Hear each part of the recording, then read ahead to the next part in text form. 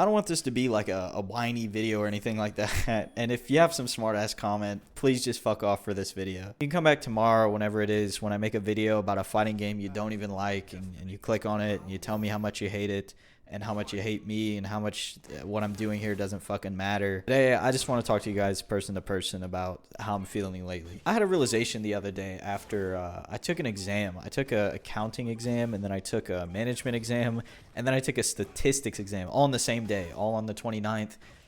They were like hours apart from each other. And really, all the way through high school and all the way through the school system, I've never had to study, really. Even through community college, I never had to study. Usually what my studying, quote unquote, consisted of was taking the like test review and just doing it front to back and learning everything on it. And I still do that for some classes.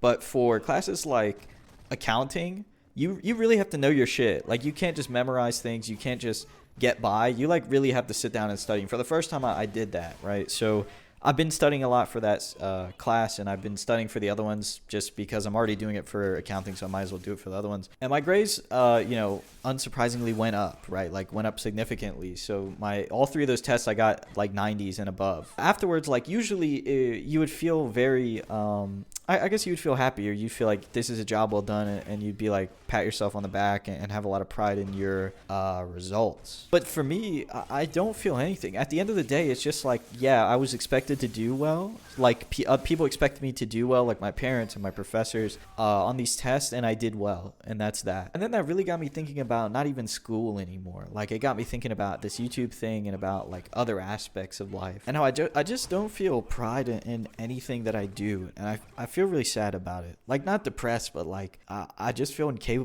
of feeling that way. I don't know what it would take for me to really feel like prideful of something, you know? I'd say the closest thing was like when we set the 1,000 sub goal on this channel, and then we hit it.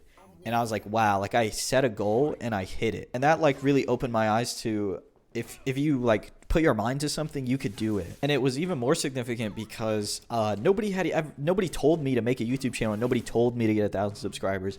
I did it my own volition, and I uploaded every day at my own volition.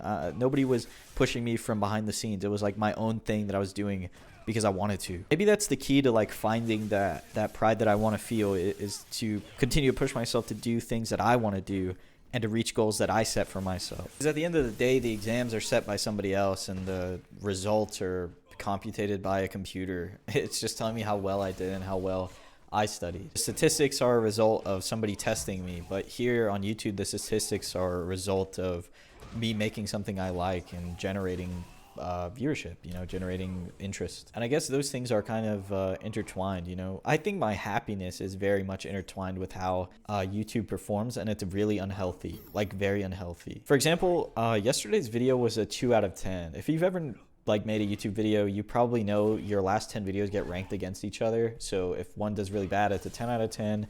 And if one does really good, it's a 1 out of 10, which means it performed better than any video that you put out in the recent time. When a video is a 2 out of 10 or 1 out of 10, I don't get absorbently excited or anything about it because I expect them to do that well, or that's what I'm shooting for. When a video gets a 10 out of 10 or an 8 out of 10 or 9 out of 10, when it's below 5, when it starts below 5, I get very upset, like very, very upset, and I beat myself up over it.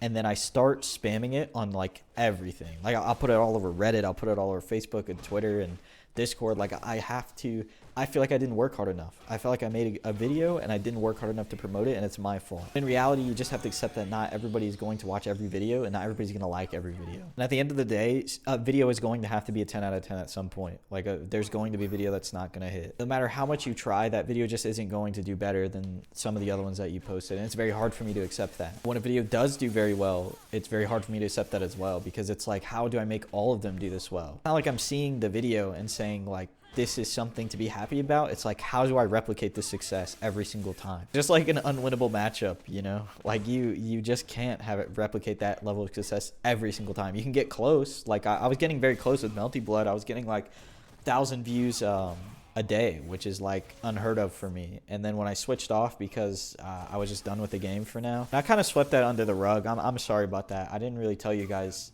anything about the game or why I stopped playing it, but I just wasn't, I don't know, it just wasn't for me. It just wasn't for me. And I feel like I didn't want to say that because people are going to be like, oh, this guy's following a trend. He's switching games again.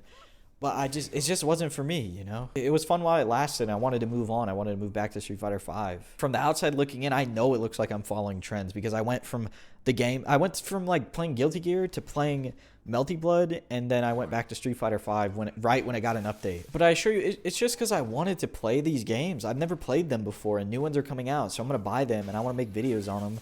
It's not anything malicious. I'm not trying to like dangle these games in front of you and make empty promises. I just didn't like them. Like I just didn't stick with them. It's nothing deeper than that. If I was really chasing view counts, I can assure you I would have made a reaction video to every single fucking character trailer that came out for KOF, Guilty Gear, everything. I would have made so many reaction videos because that's what gets views, but I didn't. Instead, I genuinely gave the older iterations of the game a shot, or I gave the game itself a shot. And I reacted only to the trailers where like I was actually interested in the character. Like I gave you some genuine emotion. And trust me, if you don't believe that those characters that I made the trailers for I was interested in, you would have seen like 50,000 fucking KOF character trailer reactions on this channel. You would have seen me react to every big titty waifu that I could get my fucking hands on. At the end of the day, if I put that video out and it was a 1 out of 10, I would not give a fuck because it was not fun to make. It was not a good video, like content-wise, and it was very lazy. I'm always chasing that feeling of pride that I want to feel. I want to feel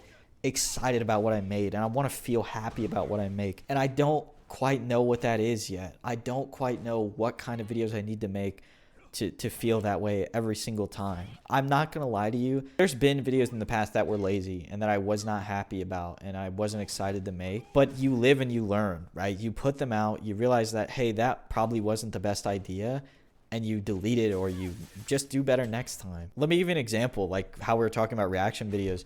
A super long time ago, if you've been like a part of this channel for a very long time, you might have remembered a video where I just reacted to a Score Esports video about Evo moments. And I literally was just spouting words so there wasn't too much dead air. I was not really interested in what was going on the screen because I'd already seen that video 4 fucking times. Don't get me wrong, I love that video and I love all the moments in it, but trying to pretend like I'd never seen it before to make a reaction video was like shameful and pretty fucking low of me. And I took that down within like an hour. Like within an hour of that video coming out, I took it down and uploaded the video that I had planned for the next day on that day. That's how like just terrible I felt. If I'm really chasing a sense of pride, if I'm really chasing something here, like a high or whatever it is, I lived and I learned that that is not it. Sitting there pretending to react to something or pretending to do something or be something you're not is not it. You just don't feel happy afterwards. That video did fine too. It actually outperformed some of my better videos,